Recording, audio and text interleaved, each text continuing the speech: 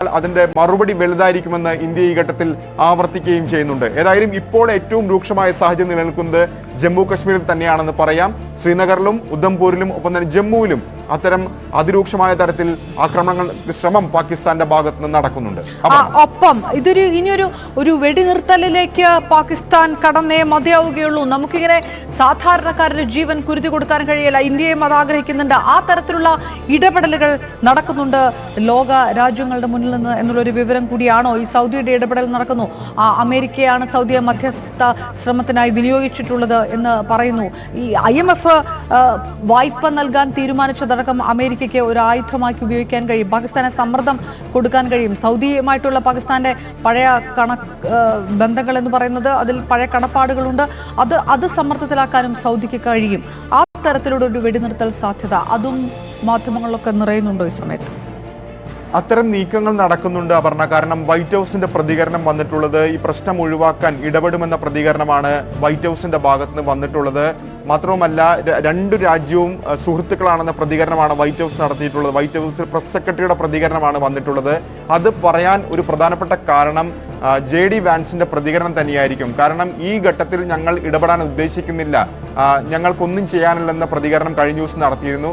അതിൽ നിന്ന് വ്യത്യസ്തമാണ് ഇപ്പോൾ ഏതായാലും വൈറ്റ് ഹൗസ് പ്രതികരിച്ചിരിക്കുന്നത് ശ്രദ്ധേയമാണ്. അതായത് സംഘർഷം ലഘൂകരിക്കാൻ ഇരു രാജ്യങ്ങളും തയ്യാറാകണമെന്ന പ്രതികരണത്തിലേക്ക് അമേരിക്ക ഇപ്പോൾ എത്തുകയും ചെയ്തിട്ടുണ്ട്. ഇതിന് പുറമെ മറ്റ് ലോകരാജ്യങ്ങൾ കൂടി ഈ വിഷയത്തിൽ ഇടപെടുന്നുണ്ട്. സൗദി അറേബ്യ, പ്രത്യേകിച്ച് സൗദി വിദേശകാര്യമന്ത്രിയൊക്കെ തന്നെ കഴിഞ്ഞ ദിവസം ഡൽഹിയിലുണ്ടായിരുന്നു. അതിനുശേഷം ഇപ്പോൾ പാകിസ്ഥാനിലുണ്ട്. പാകിസ്ഥാൻ പ്രധാനമന്ത്രിയുമായി ചർച്ച നടത്തി. അങ്ങനെ സൗദിയുടെ ഭാഗത്തു നിന്നൊക്കെ ചില ഇടപെടലുകളുണ്ട്. പക്ഷെ പാകിസ്ഥാൻ ഏതായാലും അത്തരം നീക്കങ്ങളിലേക്ക് കടന്നിട്ടില്ല. ഇന്നലെ ഖ്വാജ ആസിഫ് പോലും പറഞ്ഞത് ഇത്തരത്തിൽ സമാധാനത്തിന് തയ്യാറാണെന്ന പ്രതികരണം പാക് പാർലമെന്റ് അടക്കം ഒരു ഘട്ടത്തിൽ ഖ്വാജ ആസിഫിന്റെ ഭാഗത്തുനിന്ന് ഉണ്ടാവുകയും ചെയ്തു. പക്ഷെ അങ്ങനെ പറയുമ്പോൾ പോലും വലിയ തോതിലുള്ള പ്രകോപനം പാകിസ്ഥാന്റെ ഭാഗത്തുനിന്ന് നടക്കുകയാണ്. ഇന്നലെയും അത് കണ്ടു. ഇപ്പോൾ അത് കുറച്ചുകൂടി രൂക്ഷമാവുകയാണ്. അപ്പോൾ പാകിസ്ഥാനാണ് ഇക്കാര്യത്തിലുള്ള തീരുമാനമെടുക്കേണ്ടത്. കാരണം ഇന്ത്യ ഒരു ഘട്ടത്തിലും അങ്ങോട്ട് കയറി ആക്രമിച്ചിട്ടില്ല. മറിച്ച് ഇന്ത്യയെ ആക്രമിക്കുമ്പോൾ ഉണ്ടായിട്ടുള്ള പ്രത്യാക്രമണം അല്ലെങ്കിൽ അതിനുള്ള മറുപടി മാത്രമാണ് നൽകിയിട്ടുള്ളത്. അത് തന്നെയാണ് ഈ ഘട്ടത്തിലും ഇന്ത്യ ആവർത്തിക്കുന്നത്. അതായത് സ്ഥിതി കൂടുതൽ മോശമാക്കാനില്ല, പക്ഷെ പാകിസ്ഥാൻ സംയമനം പാലിക്കണമെന്ന് ഇന്ത്യ ആവർത്തിക്കുകയും ചെയ്യുന്നു. ഏതായാലും G7 രാജ്യങ്ങളും അവരുടെ പ്രസ്താവനയായി വന്നിട്ടുള്ളത് രണ്ട് രാജ്യങ്ങളും ചർച്ചകളിലൂടെ ഈ പ്രശ്നം പരിഹരിക്കണം, സംയമനം പാലിക്കണമെന്ന പ്രതികരണമാണ് വന്നിട്ടുള്ളത്. പക്ഷേ അങ്ങനെയൊക്കെ പറയുമ്പോൾ പോലും നിലവിൽ ഇന്ന് രാവിലെ നേരം വെളുക്കുമ്പോൾ സാഹചര്യം കൂടുതൽ മോശമാകുന്നതാണ് കാര്യം. ഒരു യുദ്ധ സമാനമായ സാഹചര്യത്തിലേക്ക് കാര്യങ്ങൾ എത്തി നിൽക്കുന്നു. അതാണ് അതിന്റെ ഇടയിൽ വരുന്ന വാർത്തകൾ. 8 പാകിസ്ഥാന്റെ കേന്ദ്രങ്ങളിലേക്കൊക്കെ ഇന്ത്യ ഡ്രോൺ ആക്രമണം നടത്തി എന്നുള്ള വിവരങ്ങളൊക്കെ വരുന്നു. ഇസ്ലാമാബാദ് അടക്കം നേരത്തെ തന്നെ ഇസ്ലാമാബാദ് മാത്രമല്ല റാവൽപിണ്ടി, സിയാൽകോട്ട്, ലാഹോർ, പെഷവാർ ഒക്കെ അടക്കമുള്ള സ്ഥലങ്ങളിൽ ഇന്ത്യ പ്രത്യാക്രമണം നടത്തിയ വാർത്തകൾ ഉണ്ടായിരുന്നു.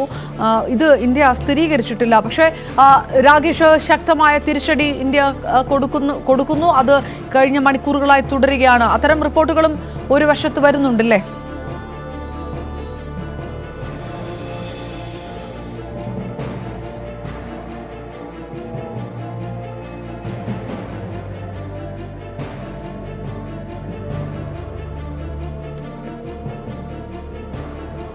അതിനിടയിൽ രജൌരിയിൽ നിന്ന് വരുന്ന വാർത്തകൾ ഒട്ടും ശുഭാവഹമല്ല.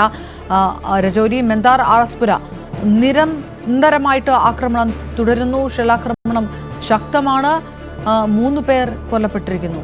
അതാണ് വരുന്ന വാർത്ത. നേരത്തെ നമ്മൾ കണ്ടതാണ്. ജമ്മു കാശ്മീർ സർവീസ് അഡ്മിനിസ്ട്രേഷൻ ഓഫീസറാണ് കൊല്ലപ്പെട്ടതായിട്ടുള്ള വാർത്ത വന്നത്. ഇപ്പോഴും പാക് ആക്രമണം തുടരുന്നു. മെന്ദാറിലും ആർഎസ്പുരയിലുമൊക്കെ ആക്രമണം തുടരുകയാണ്. നേരത്തെ ശ്രീനഗറിലേക്ക് വന്ന ജെറ്റുകൾ, പാകിസ്ഥാന്റെ ജെറ്റുകൾ ഇന്ത്യ തകർക്കുകയും ചെയ്തിട്ടുണ്ട്.